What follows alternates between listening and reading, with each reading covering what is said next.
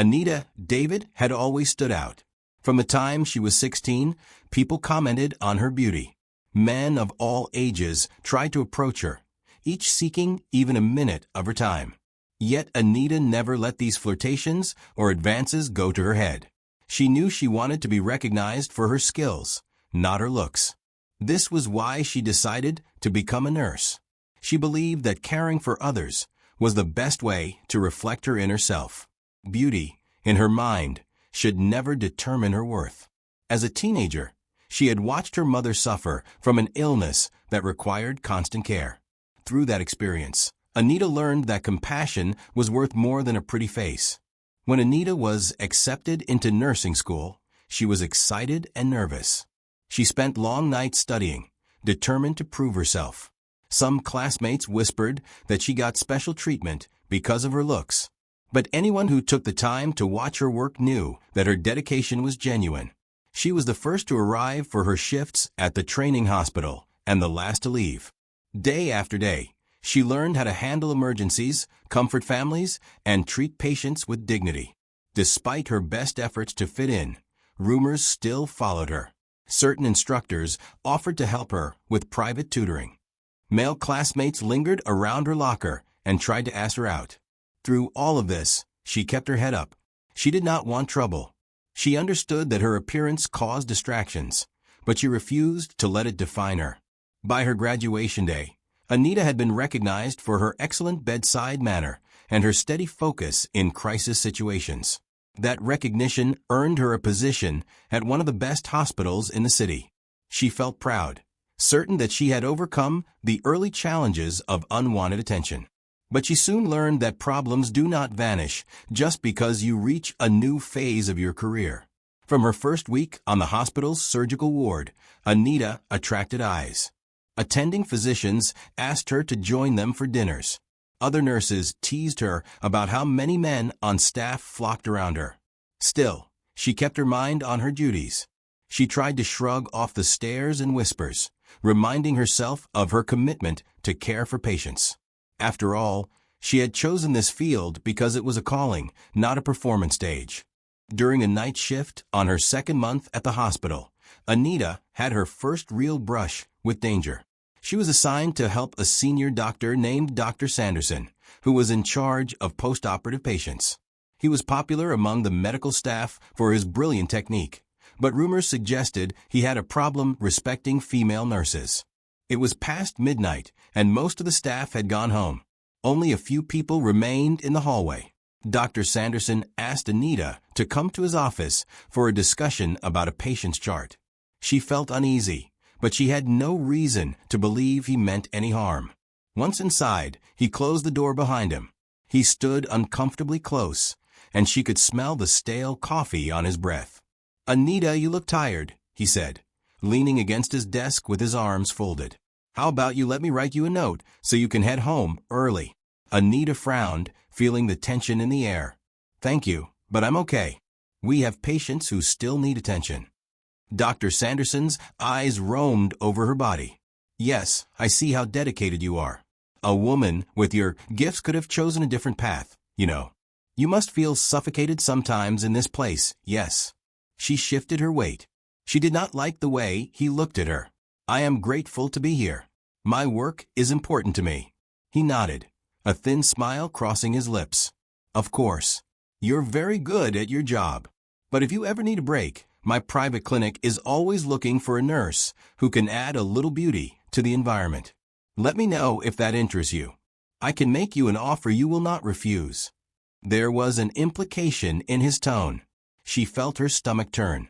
She had heard rumors of him using his influence to corner nurses. Despite her fear, she forced a polite smile. "Thank you, doctor, but I'm content here." She tried to move for the door, but he stepped in front of her. "Are you sure?" he asked, lowering his voice. "I have resources to make your life very pleasant. Women in your position sometimes need a little boost." Anita felt panic bloom in her chest, but she willed herself to remain calm.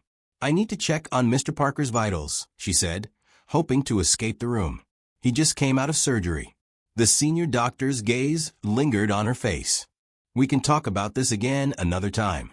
He moved aside to let her out. She managed to leave without looking back. Once outside his office, she leaned against the corridor wall, exhaling with relief. That was the closest she had come to direct harassment. She had known something like this might happen eventually, given the environment.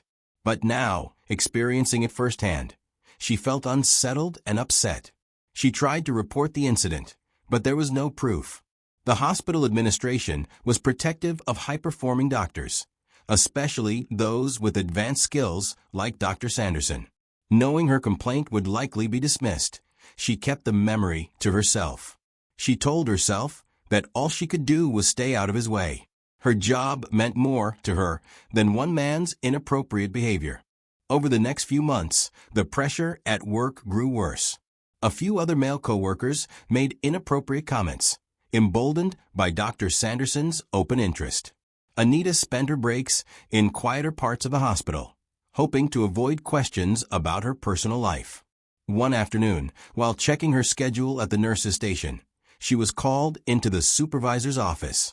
The supervisor, Mrs. Rogers, was a kind woman in her 50s. She had always treated Anita with respect. Once Anita sat down, Mrs. Rogers folded her hands on the desk and smiled gently. "Anita, I have a request from a private patient. Michael Johnson, a famous billionaire in the city, has just had heart surgery here. He is looking for a private nurse for his recovery at his family estate. He asked for you by name." Anita was stunned. "He asked for me?"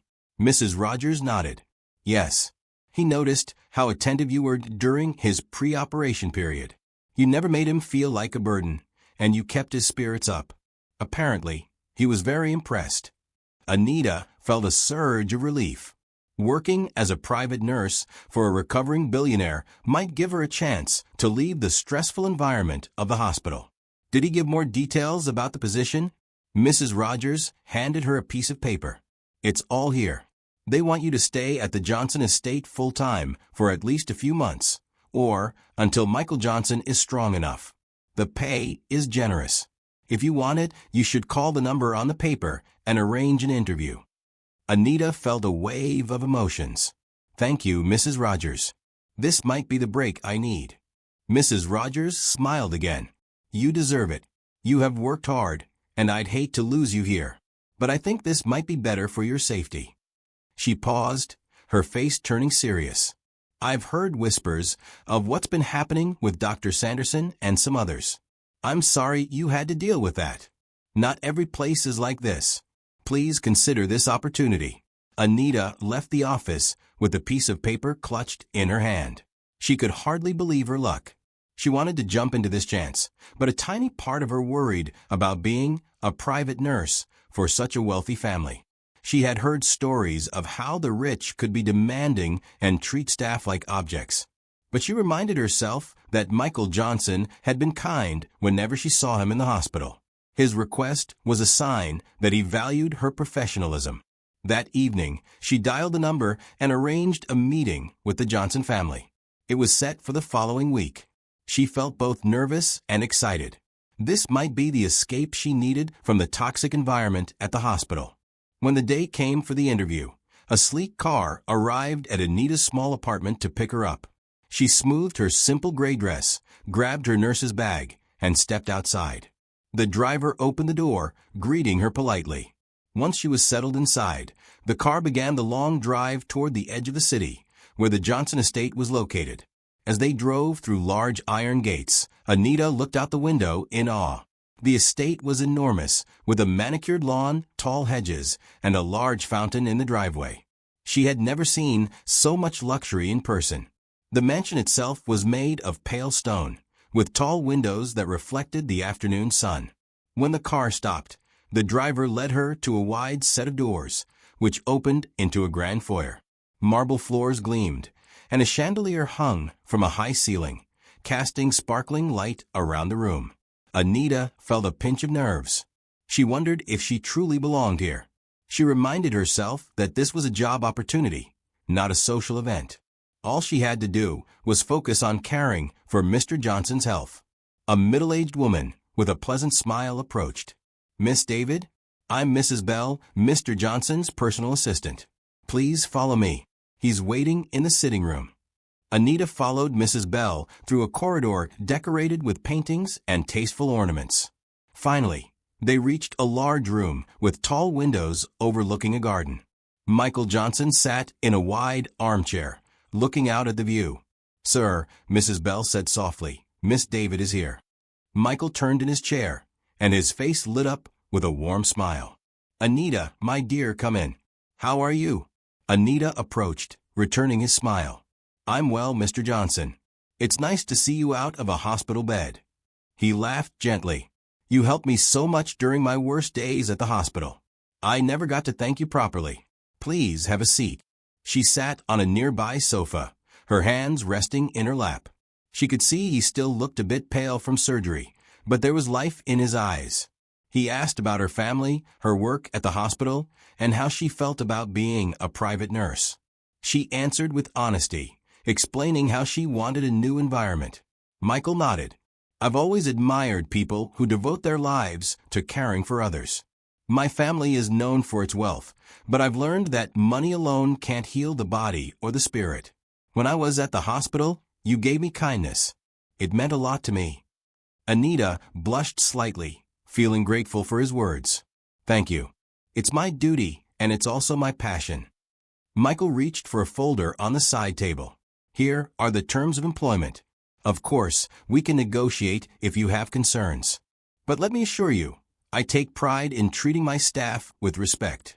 You'll have your own room, access to anything you need, and your main job is to monitor my health, help me with medication and daily exercises, and keep me company through my recovery." Anita glanced at the contract. The pay was beyond generous, and the conditions seemed fair. "This looks fine," she said. "I only have one question. How long would you need me here?" "We estimate 4 to 6 months, but it could be more if my doctors advise continued care. If you feel comfortable extending your stay, we can talk about it at that point." Anita looked at his kind face. She remembered his gentle manner in the hospital, and how different it felt from what she had gone through with some of her colleagues. She made her decision quickly. "I'd be happy to accept." Michael sighed with relief. "Wonderful. We'll handle the paperwork right away. I'm honored to have you here." Before she left, Michael gave her a brief tour of the first floor. She admired the elegant rooms, the polished furniture, and the large windows that let in natural light. For the first time in a while, she felt a sense of hope. A week later, Anita moved into the Johnson estate. She said goodbye to her tiny apartment and arrived with 2 suitcases. Mrs. Bell greeted her and showed her to a cozy bedroom on the 2nd floor. It had a soft bed, a large wardrobe, and a window overlooking a small rose garden. Anita ran her fingers over the bedspread, still trying to process the grandness of her new surroundings. That evening, she went to the library where Michael liked to spend time. She found him seated in a large armchair, reading a book of poetry. She greeted him warmly and checked his pulse and general condition. As she wrote down his vital signs, the sound of footsteps made her turn. Standing in the doorway was a tall, lean man in his late 20s. He had sharp features and dark hair. His eyes were a cool gray, and there was a guarded look in them. He wore expensive clothes that fit his figure perfectly. Anita had never seen him before, but something about him felt striking, like he carried a storm inside. Michael looked up. "Ah, William, come meet Anita David. She's the nurse I told you about." William took a few steps into the room, his gaze drifting over Anita. He gave a small nod, but there was no warmth in his expression. "Hello." Anita smiled politely. "Hello, it's nice to meet you." William stayed silent, crossing his arms. Michael cleared his throat, trying to ease the tension. "My son has just returned from a business trip. He handles some of our company's affairs." Anita tried to keep her voice friendly. "That's impressive." William shrugged. "It's just work." He turned to Michael. "I see you have all the help you need now. I'll leave you to it." Anita watched him walk out, feeling a hint of discomfort. She had dealt with many types of personalities, but William's coldness seemed to run deep. She brushed it off, guessing he might be tired from traveling or preoccupied with business. Still, his presence was strong, and she wondered how long it would take to get used to living under the same roof. Over the next couple of weeks, Anita developed a schedule for Michael's care. She woke early to help him with morning exercises, supervised his breakfast to ensure he stuck to his recommended diet, and administered his medications on time. She tracked his heart rate, blood pressure, and overall energy level daily. During the afternoons, she often read to him or simply kept him company. Michael was a friendly patient, and he enjoyed hearing about Anita's life.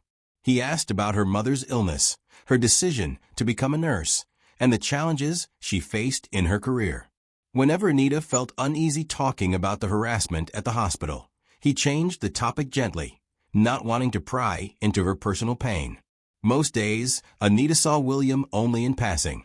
She noticed he lived in a different world, constantly on the phone, pacing around the estate, arranging deals, and checking on investments. He drove in and out of the property in sleek cars, sometimes late at night or very early in the morning. They exchanged brief greetings if they happened to cross paths, but he rarely met her gaze. Despite his cold demeanor, Anita sensed a certain sadness in William.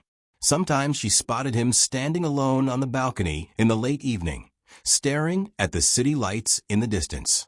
She wondered what burden he carried. One afternoon, Anita was tidying the medical supplies in Michael's room when William walked in. He looked more exhausted than usual. Anita nodded at him. "Your father just fell asleep. He had a good checkup this morning." William nodded, glancing at his sleeping father. "That's good." He cleared his throat. "I wanted to thank you. He seems happier since you arrived." Anita felt a spark of warmth at his words. She had not expected a thank you. "I'm glad to help. I think a positive atmosphere helps with healing." He studied her for a moment, as if weighing his next words. "You're different from the other caregivers we've had before. They usually did their job, but didn't bother talking to my father much. He seems to enjoy your company." Anita smiled. "He's a good man. It's easy to talk to him." William nodded, his gaze drifting. "Well, keep up the good work." With that, he left the room as quietly as he entered. It was a small exchange, but it stayed in Anita's mind for the rest of the day. William could show a certain kindness if he let himself. Perhaps he was not as cold as he appeared. It sparked her curiosity. She wanted to understand what lay beneath that guarded exterior. Anita's presence did not go unnoticed by the other staff in the estate.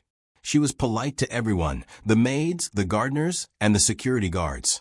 They appreciated her respectful nature. Yet whispers started among some of the male staff.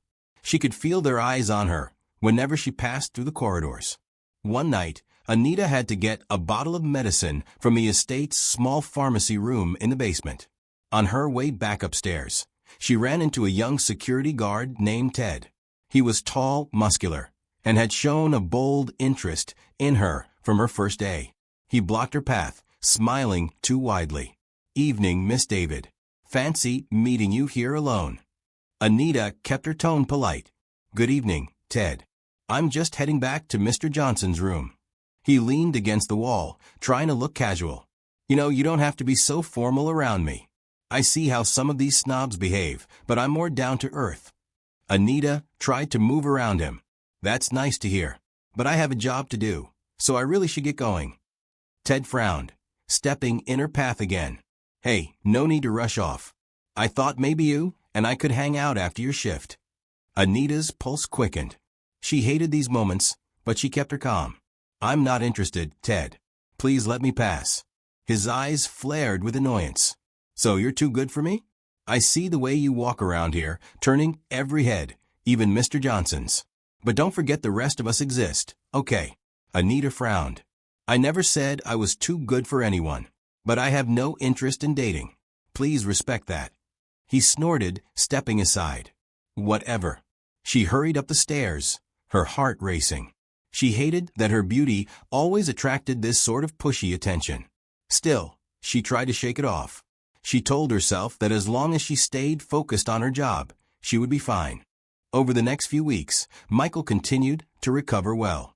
Anita guided him through gentle walks in the gardens. She noticed how much he loved nature, He would pause to admire the birds, the flowers, and the play of sunlight on the grass. One morning, after helping Michael back to his chair, Anita was about to leave the room to wash some dishes. He stopped her with a gentle call of her name. "Anita, can you stay for a moment?" She turned around, smiling. "Of course, sir." Michael patted the chair next to him, inviting her to sit. When she did, he looked at her with a fatherly tenderness. "You know, you've become part of our family, in a way. I hope you feel at home here." She nodded, touched by his kindness. "I do. This is a big change from my old life, but I'm grateful for your trust." He studied her face. "I've noticed the way some staff members look at you. I'm not blind to how men can behave around a beautiful young woman. Are you comfortable here?" Anita hesitated, not wanting to burden him, but she decided to be honest. "Most of the staff have been polite, but there have been a few awkward moments. Nothing I can't handle, though." Michael sighed. "I'm sorry if anyone made you feel uneasy. Please know you can come to me or Mrs. Bell if anything happens. I won't tolerate harassment of any sort." Anita felt relief wash over her. "Thank you. That means a lot." Michael leaned back in his chair, looking thoughtful. "You remind me of my younger self in some ways. Not in terms of beauty, obviously," he chuckled, "but in your determination. Don't let anyone dim your light. You have a strong will, and you'll do amazing things in life." Emotions rose in Anita's chest. She had never had a father figure talk to her like this since her own father passed away when she was little. She gave Michael a grateful nod. "Thank you for your support. I won't forget it." That evening, Anita found William in the library, staring at some documents with frustration. He barely noticed her enter. She cleared her throat softly to announce her presence. He looked up, a frown on his face. "Do you need something?" he asked, his voice sharper than usual. She tried not to take offense. "I just wanted to let you know your father is resting now. He had a good dinner, and I gave him his medication. He's sleeping comfortably." William closed the folder on his desk. "I see. Thank you." He let out a weary sigh. He won't have to worry about any of this corporate nonsense, at least. She nodded, sensing his stress. "Is everything okay?" William's eyes flickered with hesitation. "It's just a business issue. Some mergers aren't going as planned, and a few board members are making things complicated." He stopped, seeming to realize he was venting to a person he barely knew. Anita offered a comforting smile. "I may not be a business expert, but I know how hard it can be when work weighs you down. You don't have to carry it all alone." William stared at her for a moment, as if seeing her for the first time. Then he quickly looked away. "I appreciate your concern, but it's my responsibility." She wanted to say more to reassure him, but she sensed he was closing off again. She nodded and left him to his thoughts. As she walked down the hall, she realized she felt drawn to him in some way. He was distant, but there was a depth in his eyes that made her want to understand him. A week later, Michael's doctor visited to check on his progress.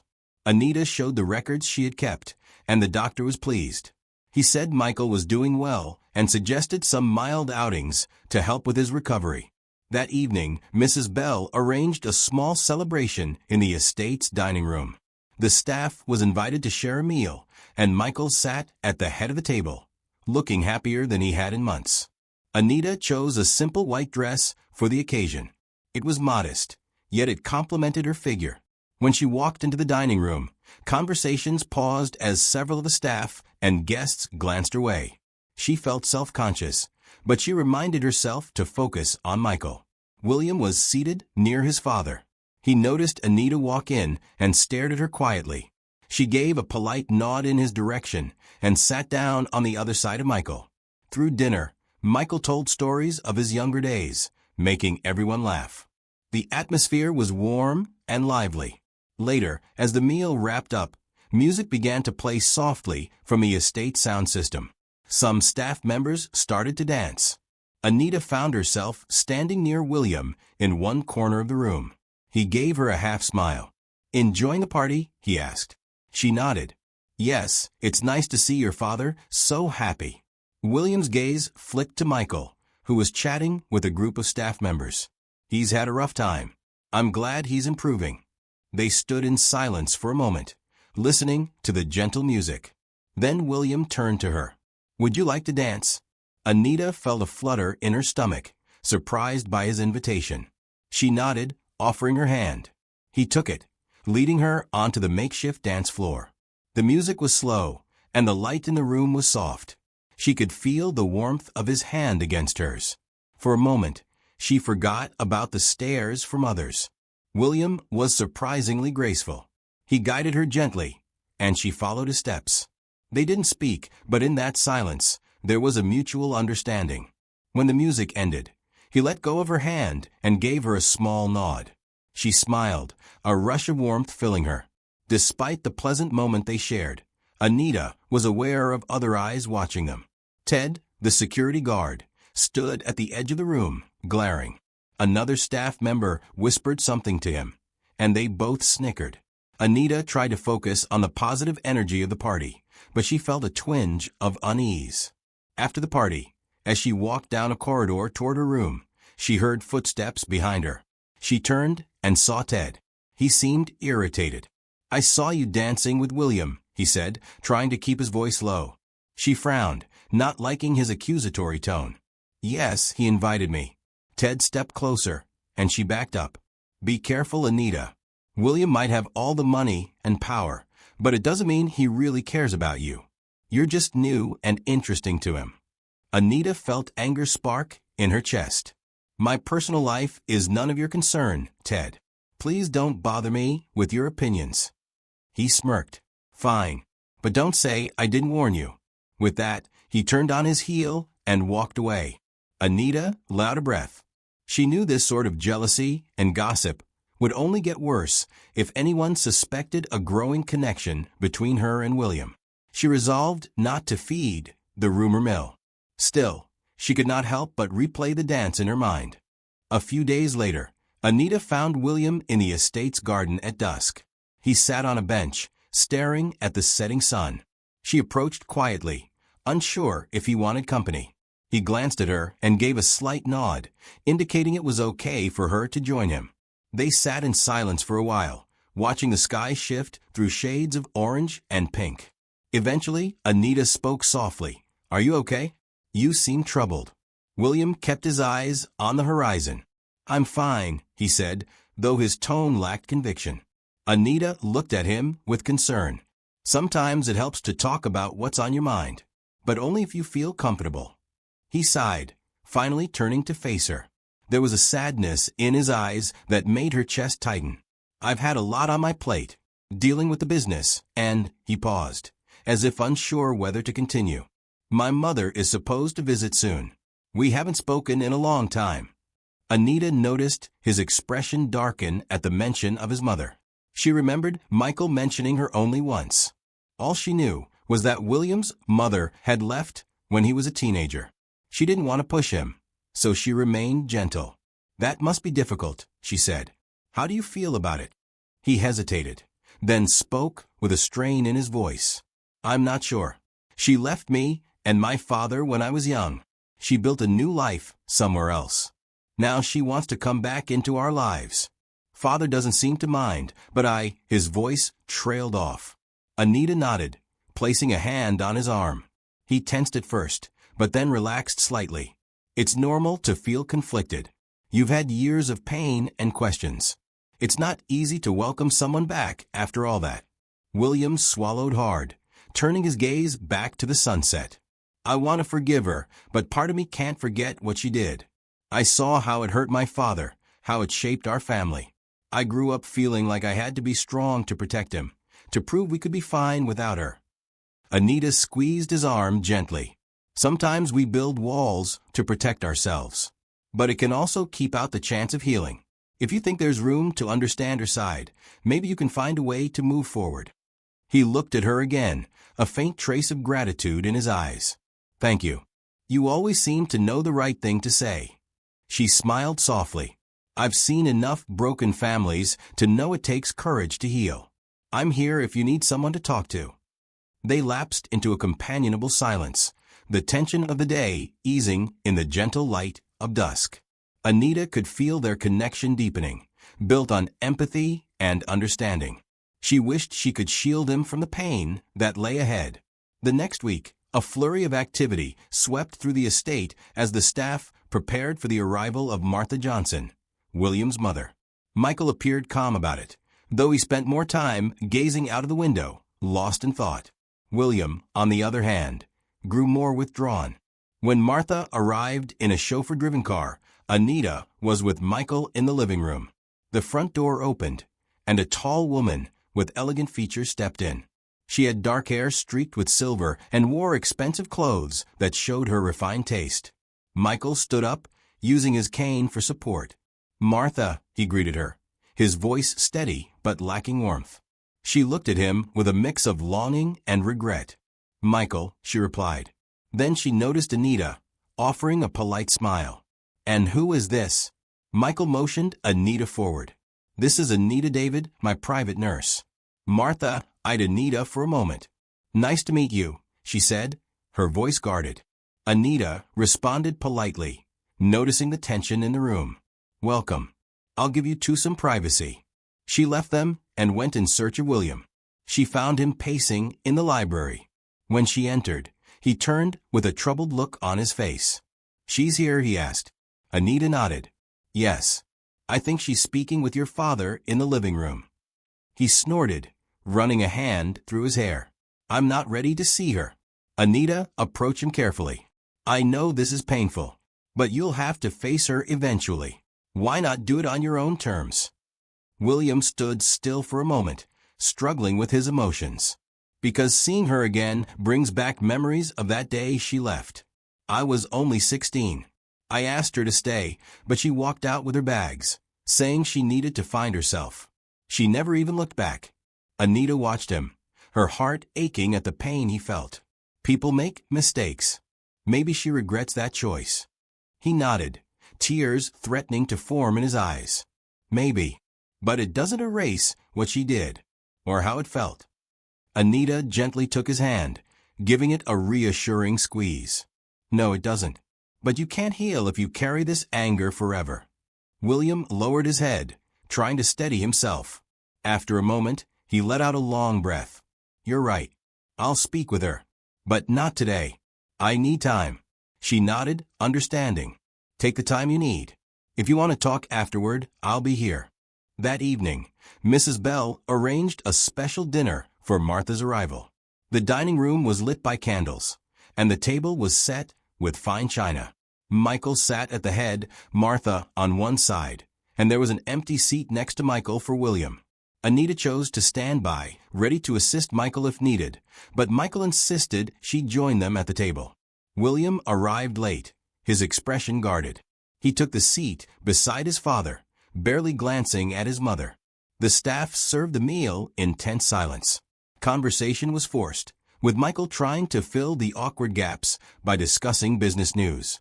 Martha asked a few questions about William's activities, but he gave short, polite answers. Anita observed carefully, sensing the heaviness in the air. Martha looked at William with sadness. William refused to meet her eyes. Michael watched them both, worried. Anita felt like an outsider in a family drama, unsure how to help. Halfway through the meal, Martha placed her napkin on the table and spoke gently. "William, I know this is hard. But can we talk after dinner? Just you and me." He stiffened, keeping his gaze on his plate. "I'd rather not," he muttered. Michael cleared his throat, trying to soothe the tension. "Son, maybe just hear her out. We've all waited a long time for some closure." William finally looked up, anger flashing in his eyes. "Closure? You want me to sit around and talk about feelings while you pretend everything is fine?" He stood abruptly. "Excuse me." He left the room, his footsteps echoing in the hall. Martha's face fell, and Michael placed a hand on hers. Anita felt her heart tug. This was a family torn apart, now forced under one roof. She wondered what role she might play in helping them heal, if any. Later that night, Anita found William outside by the fountain, staring at the moonlit sky.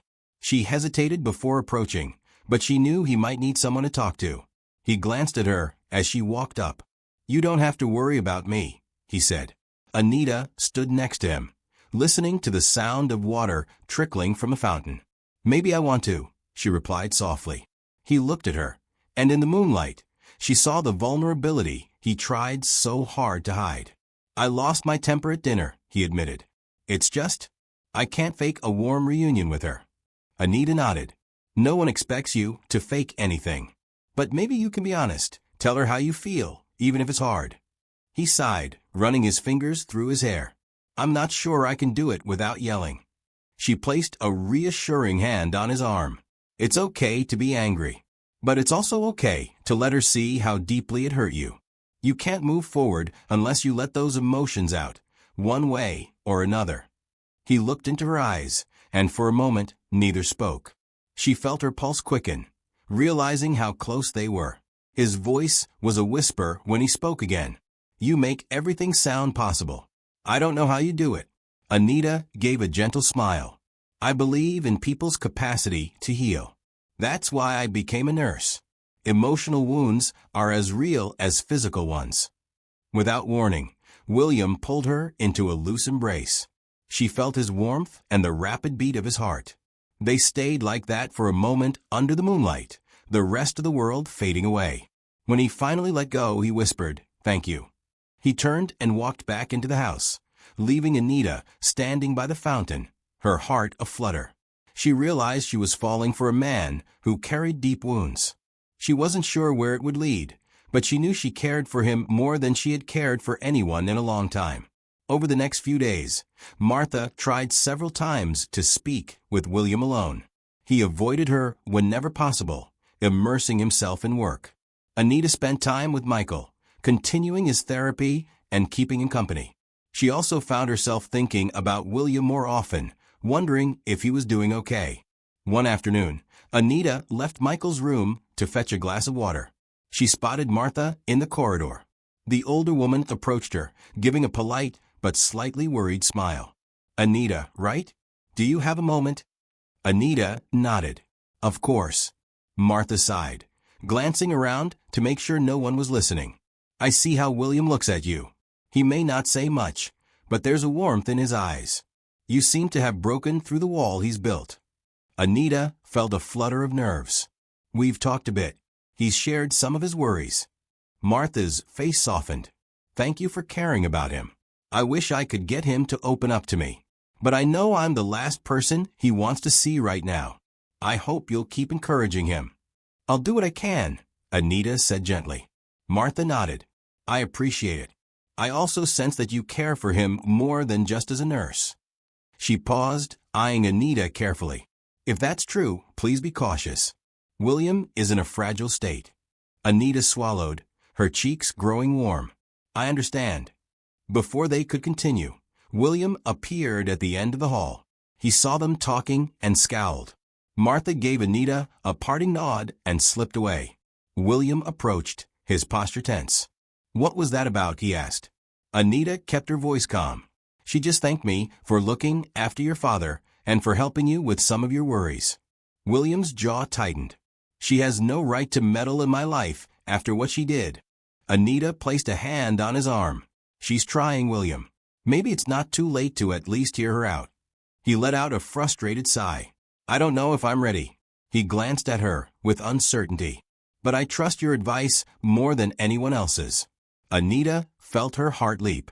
She tried not to show how much his words meant to her. "Take your time. No one can rush your healing." He nodded, looking at her with an intensity that made her pulse race. Then he stepped closer. "Anita, I want to thank you for being here. Not just for my father, but for me. I feel like I can breathe around you." She was about to reply when footsteps echoed behind them. They both turned to see Ted walking down the hall. He shot them a suspicious look, as if he was collecting information. William glared back, and Ted quickly moved on.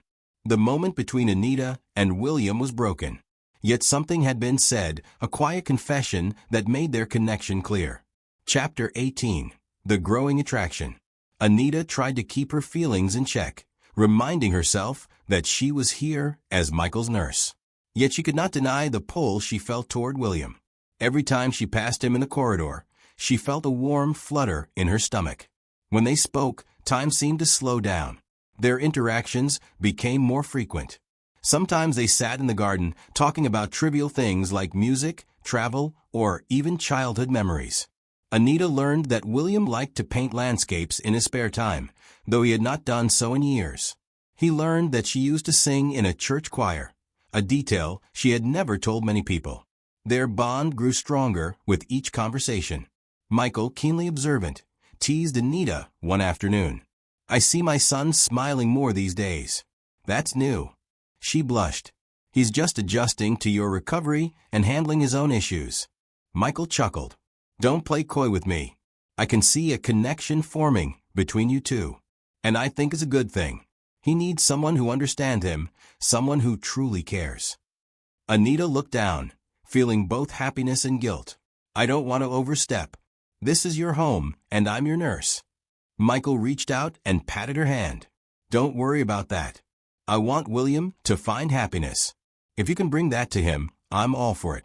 He paused, his voice turning serious. "Just be careful. He's fragile, and so are you in your own way." Anita nodded, her heart full of gratitude for Michael's understanding. She promised herself to move slowly, not wanting to hurt William or jeopardize her job. Yet she could not deny that she was already in deeper than she ever expected. Word of Anita and William's growing closeness spread among the estate staff. Most people were simply curious, watching from the sidelines. But Ted's jealousy grew worse. He cornered Anita again one morning, this time by the rose garden. "So, you've moved on to the rich boy," he sneered. "I thought you were just here to nurse the old man, not seduce his son." Anita felt anger rise in her chest. She glared at him. "That's none of your concern. Don't speak to me like that." Ted stepped closer, looming over her. "You think he cares about you? He's bored. You're just a toy he'll get tired of. Then you'll be out on the streets." Anita refused to show fear. "You don't know him. And you certainly don't know me." He laughed bitterly. "I know your type. Beautiful women who think they can pick and choose any man they want. Just remember, this estate isn't as safe as you think. Accidents happen." Anita felt a chill run down her spine at his words. Before she could reply, he walked away. She was left standing amid the roses, her heart pounding. She decided she needed to tell someone about Ted's threats. Perhaps Michael or Mrs. Bell. But she hesitated, not wanting to cause more drama in a household already full of tension. Late that night, Anita was startled awake by a call from Michael's room. She rushed down the hallway to find him struggling to breathe, clutching his chest. She quickly checked his vital signs, her heart pounding. "Mr. Johnson, stay calm," she said, trying to sound reassuring. She grabbed the oxygen mask from the bedside table, placing it over his mouth and nose. His breathing stabilized, but his heart rate was still erratic. William burst into the room, his face pale. "What's happening?" Anita kept her focus. "He's having some cardiac distress.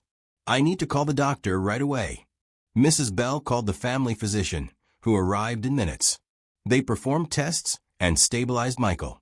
The doctor explained that it might be a minor setback, possibly triggered by stress and exhaustion. Once Michael was stable, Anita sank into a chair, relief washing over her. William stood by the window, watching the medical team pack their equipment. His eyes were filled with fear. "Is he going to be okay?" he asked, his voice trembling. The doctor gave a brief nod. "He should be." Anita's quick action helped. "But we must reduce his stress.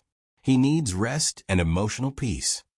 William exhaled shakily, looking at Anita with gratitude. After the doctor left, Michael, still weak, motioned for them to come closer. He spoke in a low, strained voice. "I'm sorry for the scare," he said between breaths. "But this is a reminder that life is short. Don't waste time on anger." His eyes drifted toward William, then to Anita. William swallowed hard, taking his father's hand. "Rest, father. We'll talk tomorrow." Anita kept watch by Michael's side through the night, making sure his heart rate stayed within a safe range. William stayed too, pacing the room, lost in thought. Whenever Anita checked on Michael, William watched her with a mix of admiration and worry. By morning, Michael's condition had improved. Anita made him comfortable, then left him to sleep. She and William stepped into the hallway, both exhausted. William rubbed his eyes. "Thank you for what you did, Anita. You saved his life." She shook her head. "He's still fragile.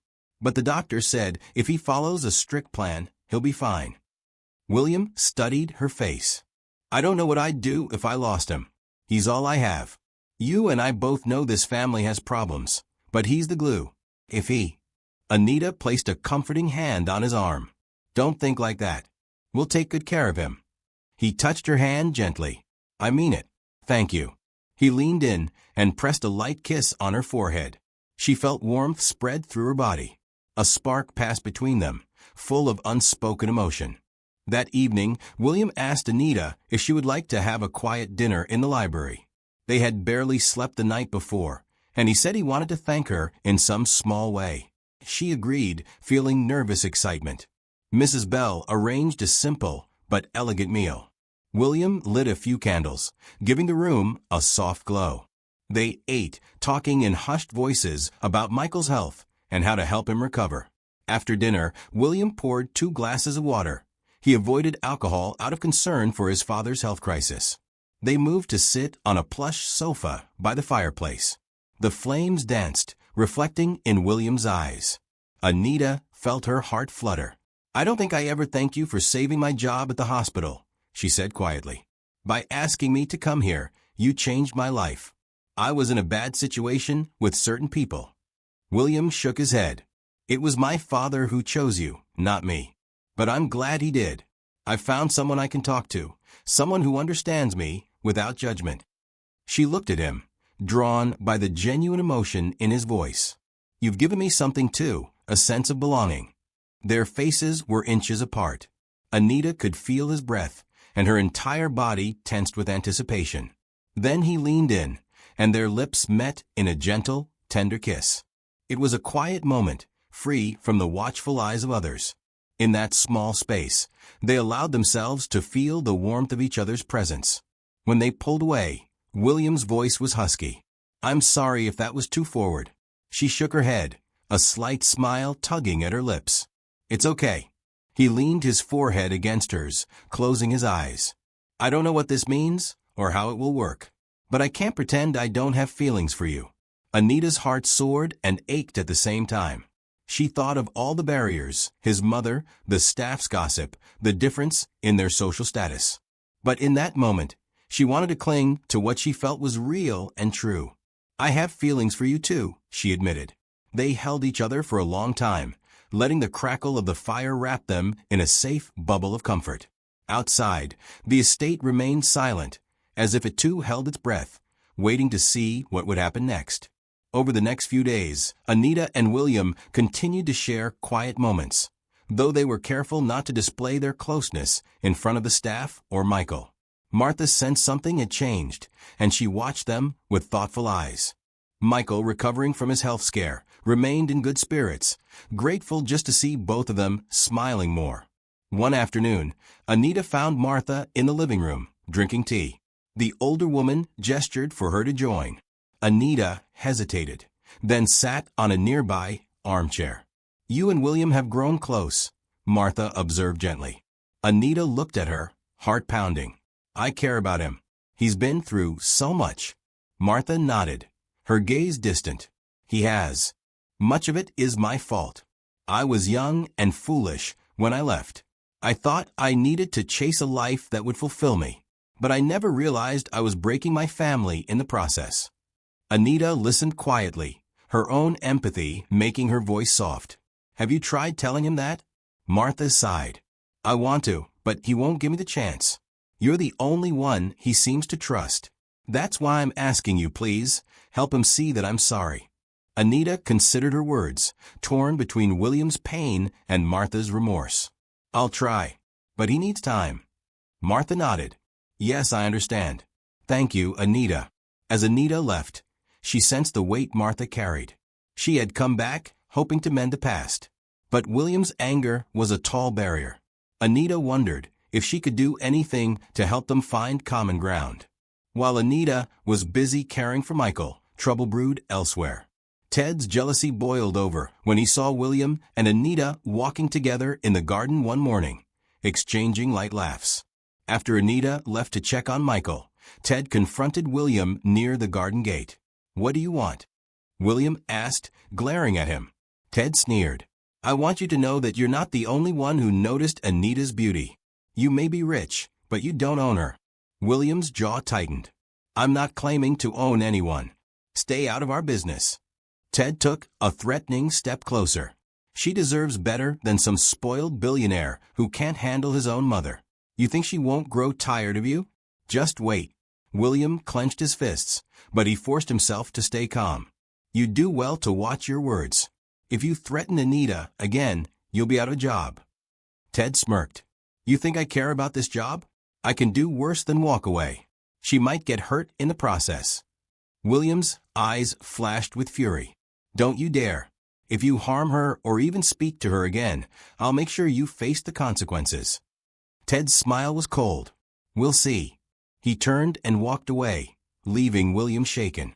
William realized that Ted was a genuine threat, and he needed to protect Anita. That night, William found Anita in the library. She was reading one of Michael's medical journals. He closed the door and sank into a chair opposite her. "What's wrong?" she asked, noticing his anxious state. He pressed his palms together. "Ted confronted me. He made threats against you." Anita's eyes widened. "He's harassed me before, but threats?" William nodded. "I'm going to speak with my father about dismissing him. We can't have someone like that in the estate." Anita felt a shiver of fear. "I understand. But what if he tries something before he's removed?" William stood, moving to her side and placing a hand on her shoulder. "I won't let that happen. I promise." She leaned against him, drawing strength from his resolve. Still, the worry gnawed at her. The estate, once a safe haven, now felt filled with danger. She hoped that Ted would leave quietly, but deep down, she doubted it would be that simple. The next morning, William and Anita spoke to Michael about Ted. Concern etched on Michael's face. "I won't tolerate someone who threatens the safety of this household. I'll ask Mrs. Bell to handle his departure immediately." Michael leaned back in his chair, looking at William. "But if there's trouble, call the police. Don't try to handle it alone." William nodded. "Yes, Father." Anita felt relief. Ted's behavior had gone beyond harmless flirting. She hoped his firing would put an end to the problem. She also felt a twinge of guilt, wondering if she was causing too many complications in this family. But Michael insisted it was not her fault. He asked her to stay strong for the sake of everyone's well-being. Later that day, Mrs. Bell informed Ted he was dismissed. He stormed out of the estate, hurling insults at the staff. William and Anita watched from a window as he sped off in his car. William placed a reassuring arm around Anita's shoulders. "He's gone," he said, relief in his voice. Anita nodded, though a small voice in the back of her mind worried he might not let this go so easily. With Ted gone, the estate settled into a calmer routine. Michael's health improved steadily, thanks to Anita's vigilant care. Martha tried to engage William in conversation, and he finally agreed to speak with her in Michael's study. Anita waited outside the door, ready to step in if the conversation escalated. She listened as Martha apologized, tears in her voice, explaining how she had felt trapped in a loveless marriage and needed to find her own identity. She admitted she made the worst choice possible by leaving her son behind. William spoke of his deep hurt, how he had cried himself to sleep for months, and how he had built walls to avoid ever feeling that kind of pain again. Their voices rose, then fell, and after a couple of hours, the door opened. William stepped out, his eyes rimmed red. He saw Anita and gave a small, sad smile. Martha remained inside, crying quietly. William cleared his throat. "We're not suddenly best friends, but I told her I'm willing to try. I can't erase the past, but maybe we can find some common ground." Anita's eyes grew misty with relief. She squeezed his hand. "I'm glad you talked. That's the first step." He nodded, exhaling slowly. "Thank you for urging me to do it. I don't know where this will lead, but at least I don't feel that constant anger anymore." Anita felt proud of him. She could see how draining the conversation had been, yet it also seemed to lift a burden from his shoulders. He looked both exhausted and relieved. A few nights later, Michael was stable, and Martha had gone to stay in a guest suite. William invited Anita out to a charity gala hosted by one of his business associates. At first, she was hesitant. She wasn't used to such events, and she worried it would spark gossip. But William insisted, saying he wanted her by his side.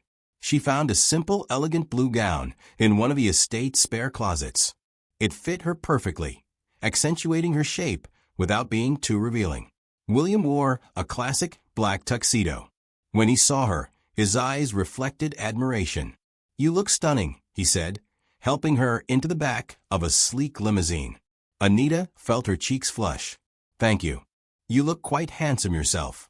The gala was held in a grand ballroom in the city. Chandeliers glowed overhead, and finely dressed guests mingled with drinks in hand. As William and Anita entered, heads turned. She could hear the whispers. "Who is that with William Johnson?"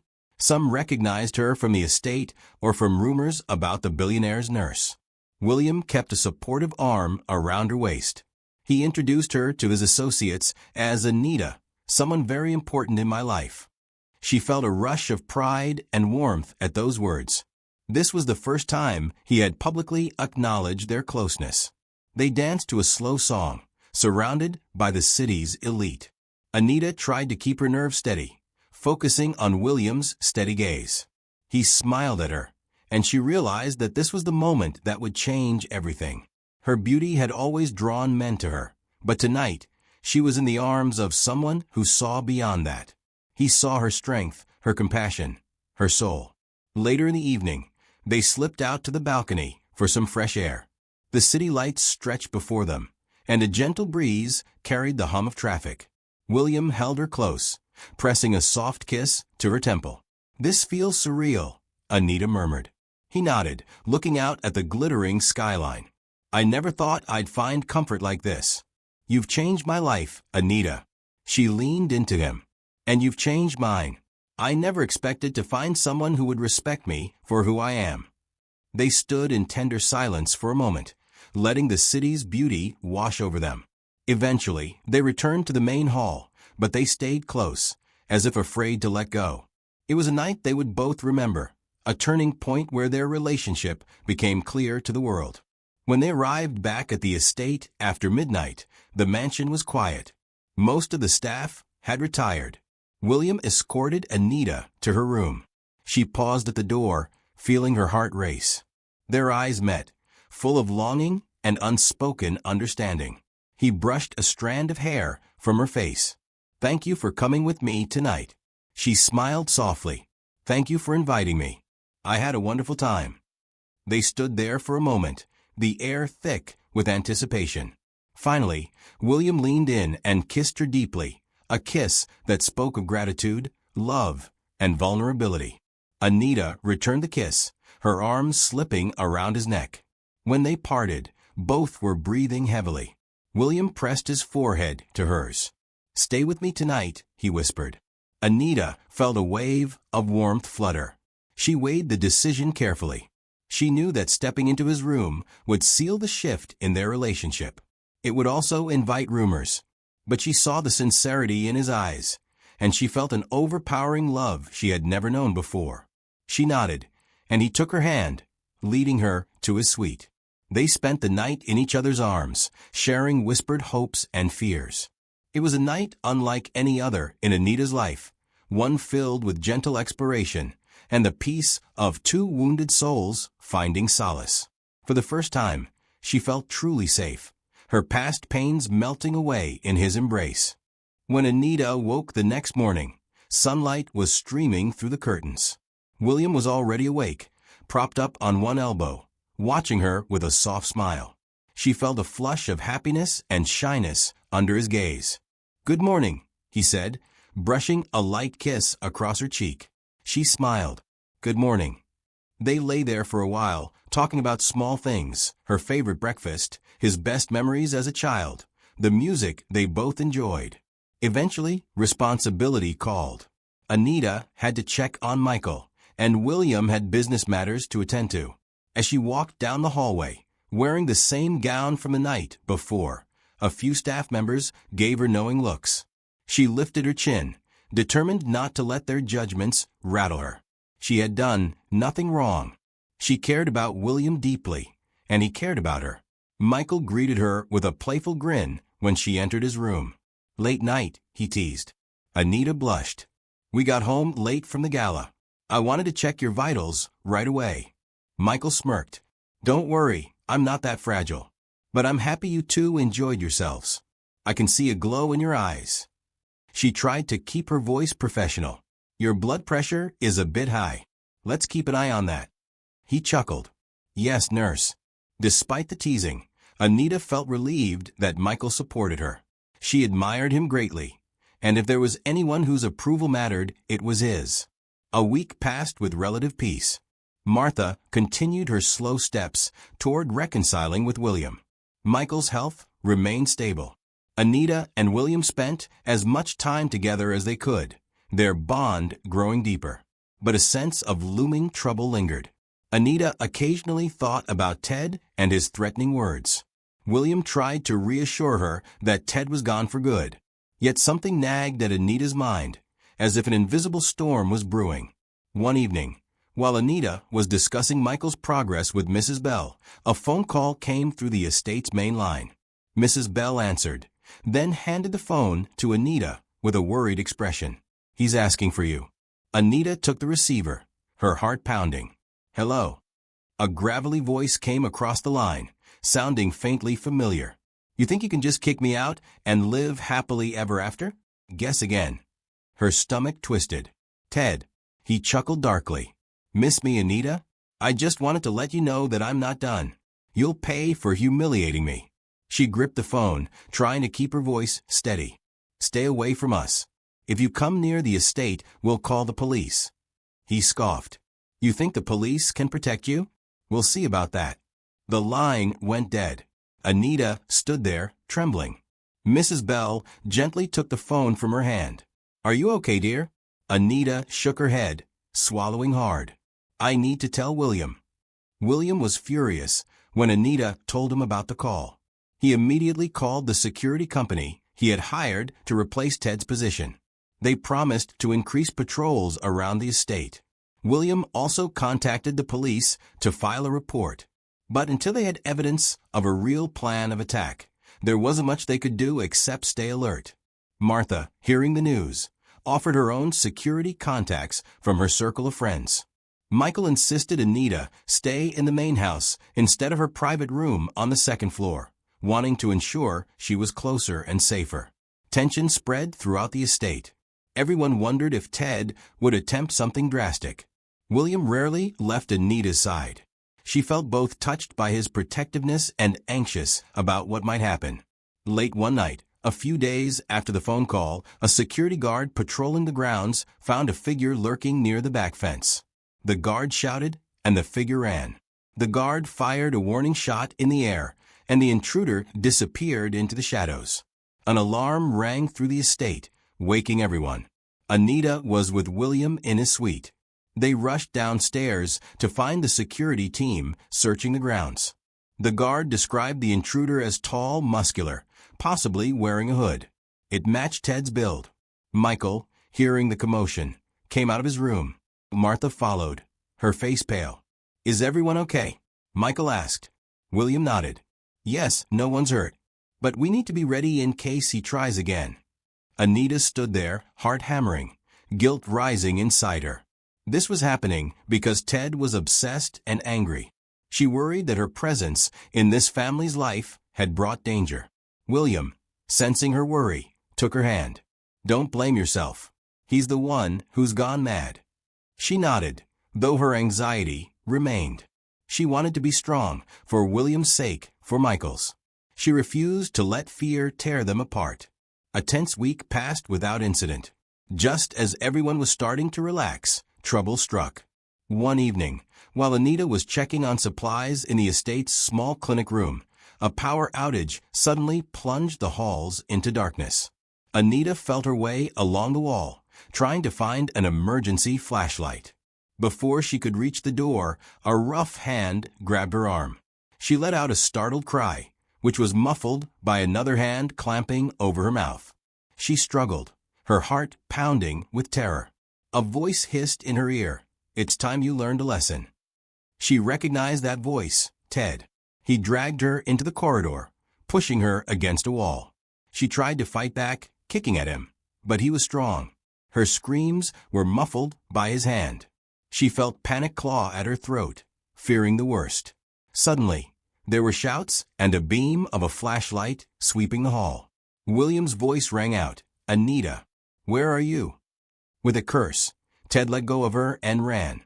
Anita stumbled forward, calling out for William. He found her huddled near the wall, shaking. He gathered her into his arms, relief warring with rage on his face. "Are you hurt?" he asked, brushing her hair back to check for injuries. She trembled, tears sliding down her cheeks. "I'm okay." He tried to, she couldn't finish. Michael and a few guards arrived with more flashlights. William handed Anita to Michael's protective embrace and sprinted after Ted. The security guards followed. Anita tried to call him back, afraid of what might happen. But William was gone, determined to put an end to this. Minutes later, a shout echoed through the estate's garden. Anita, leaning on Michael for support, hurried outside. In the dim light, she saw William standing over Ted, who was on the ground, a security guard pinning him down. Ted's face was contorted with anger, while William looked furious, fists clenched. "You'll pay for this." Ted spat, glaring at William. He turned his venomous gaze toward Anita. "Both of you." Another guard arrived, snapping handcuffs on Ted. Blue and red lights flashed outside the gates as the police arrived. Anita felt Michael's hand on her shoulder, steadying her as she watched the officers take Ted away. A wave of relief and exhaustion crashed over her. She leaned into Michael's side, feeling tears of release slip down her face. William hurried over to her, ignoring his own bruised knuckles. He swept her into his arms. "You're safe now," he murmured against her hair. Anita clung to him, her entire body shaking. The nightmare was over. With Ted's arrest, the threat to the estate subsided.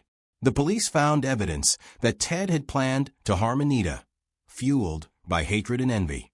A restraining order was filed, and it was likely Ted would spend time in prison. In the days that followed, Anita took time off from her duties to recover from the shock. She stayed mostly in William's suite, where he or Michael could check on her. Martha visited, offering comfort in her own reserved way. Michael watched the family and Anita with a quiet smile. He saw how William never left Anita's side, how she relaxed in his presence.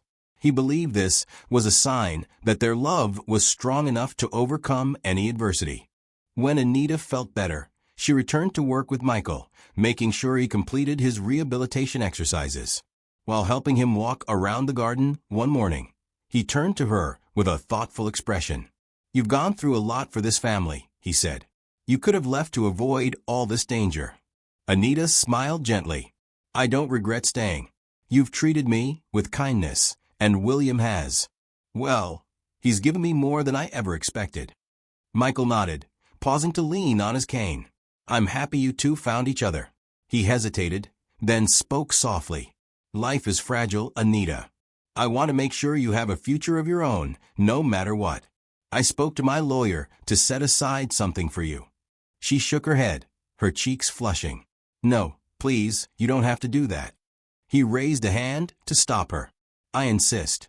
You are part of this family now." She felt tears prick her eyes, touched beyond words.